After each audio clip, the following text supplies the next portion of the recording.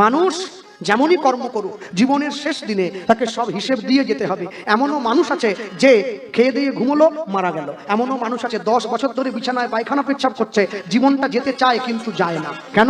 কর্মের হিসেব দিচ্ছে। আপনি যেমন কর্ম করবেন, আপনি যদি ফুলের গাছ লাগান সুগন্ধ পাবেন, আপনি যদি পচা গন্ধের পাশে গিয়ে দাঁড়ান আপনি পচা গন্ধ নাকে পাবেন। শাল গাছে আর চন্দন গাছে দেখো ভাই কিছু প্রভেদ আছে, একই মাটিতে জন্ম বটে, গন্ধ কিন্তু দুরকম। বর্তমান দিনে ছেলে মেয়েরা কেউ ভালো খেলা খেলে না, কেউ ভালো সঙ্গ করে না, সবসময় মোবাইলটা নিয়ে মার মার মার কাট কাট মাররে মাররে মাররে। না না, মোবাইল নিয়ে যদি মারামারি করবে, সবসময় যদি হাতাহাতি করবে, তাহলে অন্তর মাঝে ভালোবাসা ভক্তি উদয় হবে কি করে? কোনোদিনের জন্য মনে রেখো, জীবনে যাই করো কোনোদিন কারো ক্ষতি করো না। কোনোদিনের জন্য যদি তোমার শত্রু হয়, তার ক্ষতি চাইবে, তার মঙ্গল চাইবে। তুমি যদি তার ভালো চাও, ভগবান তোমার ভালো করবে।